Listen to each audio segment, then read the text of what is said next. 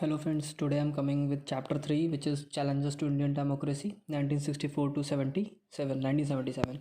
So the first question is what who became the president of the All India Congress Committee after Nehru's death. तो नेहरू की death के बाद में कौन all India Congress committee का president बना था? वो बने थे के कामराज, क्योंकि जब नेहरू की डेथ हुई है उसके बाद में के कामराज ने यहाँ से रूल ओवर किया है ऑल इंडिया कांग्रेस कमेटी को. And the next question is what question number 2 who was the head of the syndicate. Syndicate का हेड कौन था? उसके हेड भी के कामराज थे. सिंडिकेट बेसिकली उसको कहा गया है जो ओल्ड कांग्रेस थी. मैं आगे चल के क्वेश्चंस में डिस्कस करके बताऊंगा कि ये था क्या बेसिकली. तो सिंडिकेट के जो हेड थे वो थे K Kamaraj. And the next question is what question number 3 who succeeded Lal Bahadur Shastri as the Prime Minister of India after sudden death of him in the Soviet Russia. तो लाल बहादुर शास्त्री की हम लोगों सभी को पता है कि डेथ हो गई थी सोवियत रशा में. वहाँ पे वो इंसिडेंट का आज भी कुछ पता नहीं चला कैसे क्या हुई थी. उसके बाद में कौन प्राइम मिनिस्टर बना था इंडिया का? वो बनी थी मिसेस इंदिरा गांधी, जो कि डॉटर थी नेहरू जी की. जवाहरलाल नेहरू जी की जो डॉटर थी वो बनी थी इंदिरा गांधी, बनी थी as a prime minister of India. So and the next question is what question number 4 when did Indira Gandhi became the Prime Minister of India. अच्छा, सबसे इम्पोर्टेंट क्वेश्चन ये कि इंदिरा गांधी प्राइम मिनिस्टर बनी कब थी? तो वो बनी थी 1967 में. And the question number 5 is what name and who led the official Congress party. Basically क्या हुआ था ना, कांग्रेस पार्टी दो हिस्सों में टूट गई थी जब इंदिरा गांधी प्राइम मिनिस्टर बनी है. क्योंकि मुरारजी देसाई बनना चाहते थे, क्योंकि मुरारजी देसाई पुराने थे, एक्सपीरियंस थे, तो एज ए प्राइम मिनिस्टर उनको बनना चाहिए था. बट वहाँ पे क्या हुआ कि प्राइम मिनिस्टर बनाया गया इंदिरा गांधी को. सो इस वजह से ये पार्टी जो हुई वो दो पार्ट में टूट गई थी. आई मैं आगे चल के डिस्कस करूँगा वो दो पार्ट क्या थे. तो कांग्रेस जो ऑफिशियल कांग्रेस जो थी उस पार्टी को जो चला रहे थे वो थे के कामराज. कांग्रेस ओ, जैसे कांग्रेस ओ और कांग्रेस आर बनी थी. कांग्रेस ओ जो थी वो ओल्ड गार्ड्स थी, उसे ओल्ड गार्ड्स कहा जाता था. याद रखना इस बात को, ओल्ड गार्ड्स कांग्रेस ओ को कहा जाता था, जो कि के कामराज चला रहे थे. इसी को सिंडिकेट भी कहा जाता था, सिंडिकेट. ठीक है, याद रखना. And the next question is what, इसी के साथ में name the new party which was led by Mrs Indira Gandhi. वो नई पार्टी का नाम बताओ जिसे इंदिरा गांधी चला रही थी, क्योंकि इंदिरा गांधी की वजह से ही दो पार्टियां बनी थी. तो अब जो जब ये दूसरी पार्टी जो इंदिरा गांधी नई चला रही थी उसका नाम क्या था? उसका नाम था कांग्रेस आर. इसे न्यू सिंडिकेट कहा जाता था बेसिकली. और उसके बाद में ये एज ए आईएनसी बन के तैयार हुई, Indian national Congress, that is I. ठीक है, तो बाद में एज ए आईएनसी तैयार हुई Congress R. And the next question is what question number 7 who pass the bank nationalization ordinance. किसने बैंक नेशनलाइजेशन ऑर्डिनेंस पास किया था? तो वो किसने पास किया था? वो पास किया था मिसेस इंदिरा गांधी ने. क्योंकि बेसिकली क्या था, जो फाइनेंस का पोर्टफोलियो था वो मोरारजी देसाई के पास में था. उनसे इंदिरा गांधी ने उस पोर्टफोलियो को ले करके बैंक्स को नेशनलाइजेशन ऑर्डिनेंस पास करके क्लियर कर दिया था. ये इंदिरा गांधी का करना था वहाँ पे. And the next question is what question number 8 who won control over several states in the Hindi belt in 1967. तो ये बहुत इंपॉर्टेंट है.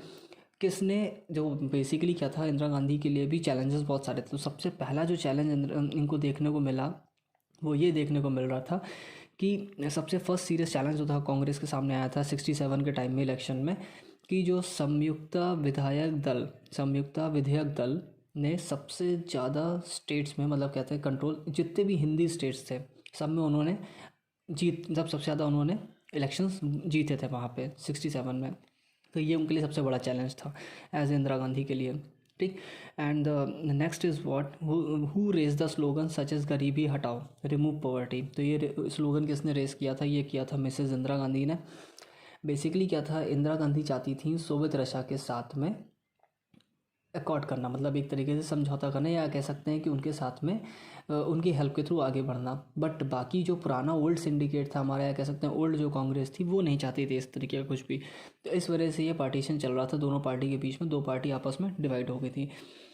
बट उसके बाद में क्वेश्चन नंबर 10 जो है the Indian national congress who later merged with the much larger Bharatiya Lokdal and the other parties. बहुत इंपॉर्टेंट क्वेश्चन है आज की डेट के लिए कि इंडियन नेशनल कांग्रेस जो थी वो, जैसे जो मोरारजी देसाई जिसे चला रहे थे, वो बाद में किसके साथ में मर्ज हो गई थी? जो सबसे लार्जर थी भारतीय लोकदल, और बाकी जो और भी पार्टीज़ थी उनके साथ में वो मर्ज हो गई थी, जिसका नाम था Bharatiya Janata party, that is BJP.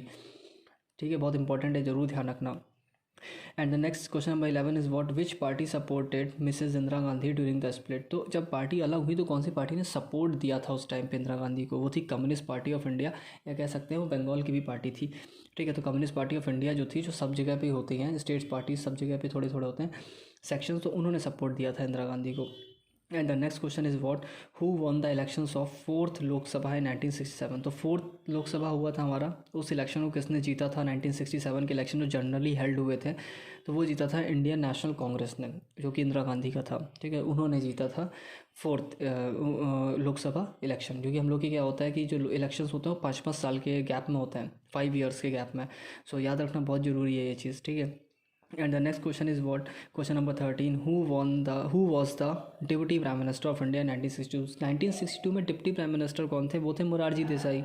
ठीक है, बाद में ये एज ए 1967 में election became as a rival in 1967 election. तो एज ए राइवल ये तैयार हुए 1967 इलेक्शंस में।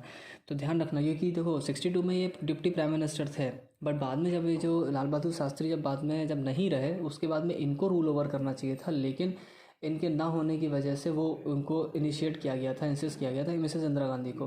तो इंदिरा गांधी के बाद सो नेक्स्ट इज व्हाट की next question is which party emerged as main opposition of INC, that is Indian national congress, in 1967 elections in UP, Madhya Pradesh और हरियाणा। अच्छा, 3 स्टेट्स में एक मेन अपोजिशन बन के निकली थी 1967 के इलेक्शंस में INC के खिलाफ।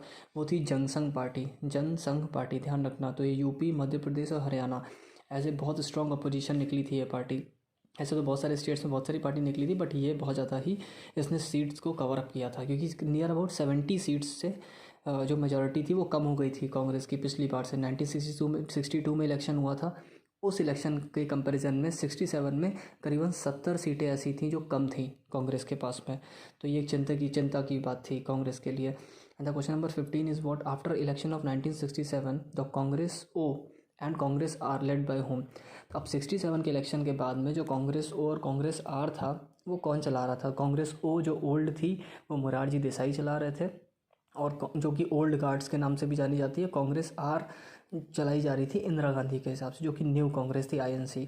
तो ये जरूर क्वेश्चन ध्यान रखना, कांग्रेस आर कौन चला रहा था, कांग्रेस ओ कौन चला रहा था। बहुत इंपॉर्टेंट क्वेश्चन ये बन सकता है आप सभी लोगों के लिए। तो ये कुछ क्वेश्चन थे जो पार्ट 3.1 से बन रहे थे यहाँ पे, बहुत इंपॉर्टेंट। इसके अलावा कुछ नहीं होंगे, मैक्सिमम यही क्वेश्चन आ सकते हैं। और रेस्ट इसके अलावा बाकी पार्टीज़ हैं तो वो नियर बाई चलती रहेंगी, उसमें कुछ बहुत ज़्यादा डीप में नहीं जाने की ज़रूरत है। ऐसे SSP थी तो आपकी संयुक्ता सोशलिस्ट पार्ट, तो SSP आपको बेसिकली बिहार में थी, तो वहाँ पे भी इनको अपोजिशन एज ए निकला था कांग्रेस के लिए।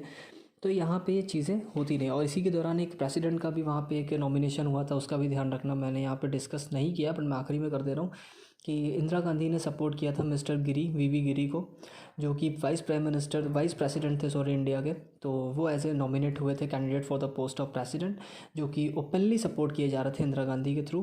तो बाद में वही ही जीते थे। तो आप लोग हिस्ट्री पढ़ते होंगे कंटेंट, तो उसमें देखते होंगे VV गिरी हमारे प्रेसिडेंट रहे इंडिया के, जबकि उनके अपोजिशन में जो थे वो थे संजीवा रेड्डी। तो संजीवा रेड्डी जीते नहीं थे, उनको कोई सपोर्ट नहीं मिला था। और ये कब हुआ था? जब प्रेसिडेंट जाकिर हुसैन 1969 में उनकी डेथ हो गई थी उसके बाद में। So these are the questions, these are important, and the part 3.2 will be prepared as soon as possible. Thank you.